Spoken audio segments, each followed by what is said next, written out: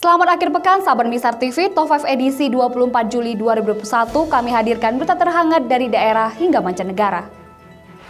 Aksi tawuran antar warga terjadi di Medan Belawan. Tawuran ini cukup mencekam karena ikut menimbulkan huru-hara di sekitar pemukiman warga, pelemparan bom molotov, pembakaran hingga menimbulkan aksi penjarahan ke rumah warga.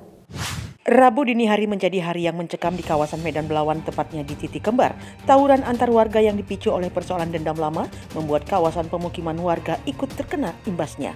Tidak hanya huru-hara yang ditimbulkan, pelemparan bom molotov dan pembakaran, tetapi kios milik warga ikut menjadi korban penjarahan. Sempat terjadi keributan antar warga dengan aparat karena tawuran tak kunjung reda hingga menimbulkan kepanikan. Namun, aparat gabungan dari TNI dan kepolisian yang datang dari lokasi akhirnya membubarkan tawuran warga di saat PPKM darurat masih diterapkan di Medan. Dalam kepanikan tersebut sempat terjadi isu sara yang menyebutkan adanya pembakaran sebuah gereja. Namun hal itu disangkal. Polisi akhirnya menangkap 6 orang diduga provokator tawuran antar warga ini dan memastikan kondisi di Belawan berangsur kondusif. Namun begitu Polda Sumut terus berjaga-jaga dengan menurunkan personil Brimob dan Samapta untuk membackup Polres. Tawuran antar warga di Belawan bukan kali ini saja terjadi. April lalu tawuran antar pemuda terjadi tepatnya di Jalan TM Pahlawan, Kelurahan Belawan 1, Medan Belawan.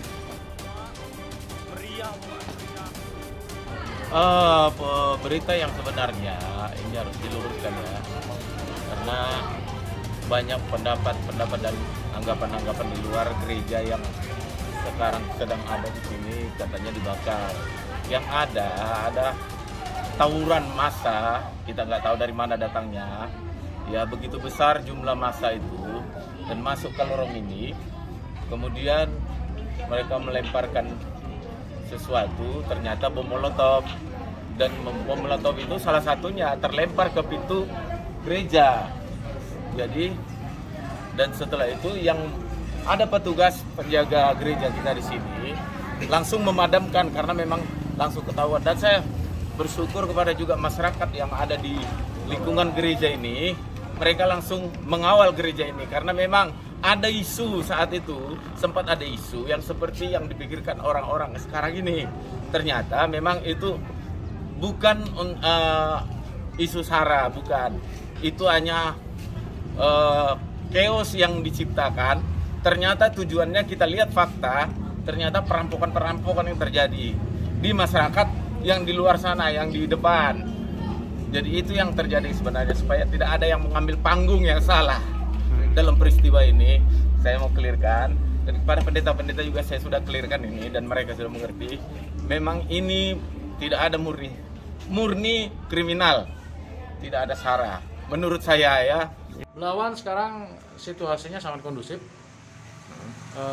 tidak ada lagi seperti yang diberitakan di beberapa media.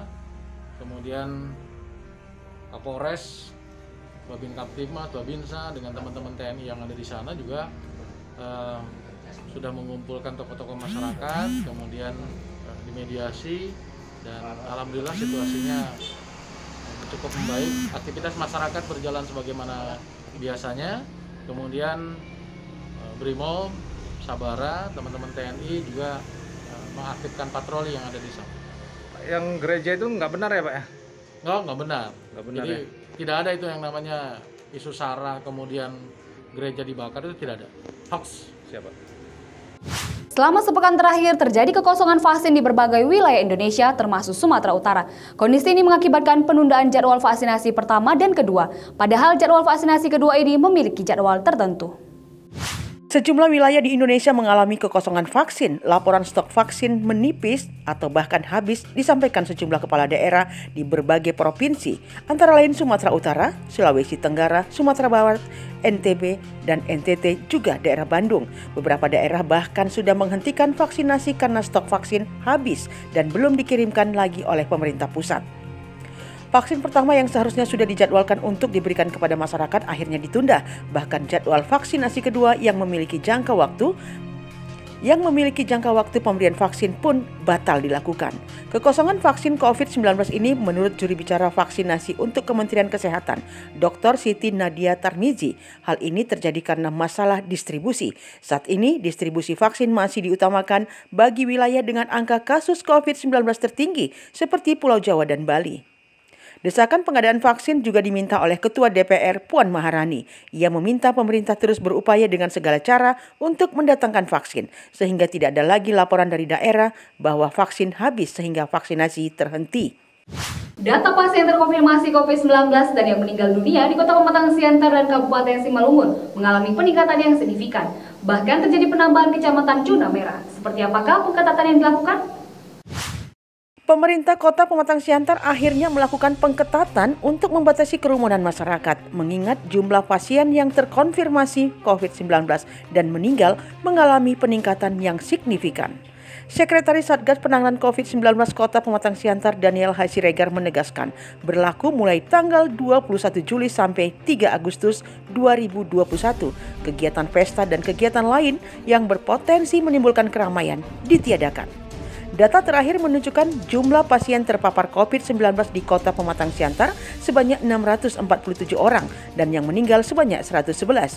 Dari data ini, 9 kelurahan dinyatakan zona merah. Kondisi yang tidak kalah tinggi di Kabupaten Simalungun. Data terakhir per 21 Juli 2021, jumlah pasien terkonfirmasi COVID-19 sebanyak 191 dan meninggal akibat COVID dengan total 154 orang.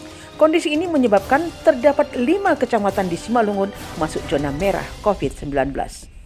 PPKM darurat atau PPKM level 4 di Kota Medan masih diperpanjang. Sejumlah aktivitas mau tidak mau harus dihentikan dan penyekatan di 40 titik dilakukan. Beginilah kondisi PPKM darurat atau PPKM level 4 yang diberlakukan di Kota Medan seiring dengan lonjakan kasus COVID-19 yang begitu signifikan. Tidak hanya penyekatan di sejumlah titik, pada malam hari pun sejumlah lampu jalan terpaksa dimatikan. PPKM darurat juga memaksa aktivitas perdagangan nyaris berhenti total, termasuk di mal dan pusat perbelanjaan. Bahkan perdebatan dan adu jotos tidak dapat dihindari dari penertiban yang dilakukan oleh Satpol PP. Dari penertiban yang dilakukan, terdapat 26 pelaku usaha disidangkan karena melanggar PPKM. 583 mendapat teguran. Tak jauh berbeda dengan transportasi. Di Terminal Amplas nyaris tak ada aktivitas yang berarti. Terlihat angkutan antar kota teronggok tidak beroperasi. Hanya ada petugas yang mengontrol perjalanan transportasi sesuai dengan peraturan PPKM level 4. Bentuk protes atas pemberlakuan PPKM darurat tidak dapat dihindari. Sejumlah warga bahkan mengibarkan bendera putih sebagai tanda menyerah dengan program PPKM yang dinilai menderitakan rakyat.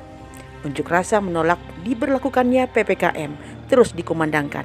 Sebuah pemandangan yang dilema yang sulit untuk diputuskan. Inilah kalau tembak kan pada nggak ada pembeli. Inilah kalau nggak ada kan. Pada serang apa dah, sangat cuma kan ada daripada di rumah. Sudah ada bantuan nggak Bu yang diberikan? Oh, mana ada. Tapi selama COVID nggak ada. Apalagi aku sebiji beras pun nggak ada. Selama COVID. Tapi kita mengharapkan ada bantuan. Harus ada. Memang ada kesalahnya kan? Ya biar aja aku lagi jawab dia. Kerja juga ya di sini kan bukan toke. Makanya kita kadang di sini mereka rasa sih memang, tapi kayak mana lebih kan? Banjir bandang terjadi di Eropa, terutama di Jerman. Banjir yang menewaskan ratusan warga ini disebut terburuk dalam 6 dekade. Banjir bandang yang terjadi di Jerman pada tanggal 14 dan 15 Juli 2021 setidaknya menewaskan 196 jiwa. Bahkan setelah sepekan melakukan pencarian, diperkirakan 70 jiwa korban belum juga ditemukan. Banjir bandang dahsyat yang dipicu oleh hujan deras menyebabkan kerusakan besar. Banjir ini menjadi perbincangan publik mana para pejabat saling menyalahkan. Banjir telah menghancurkan sebagian Eropa Barat sejak Rabu lalu.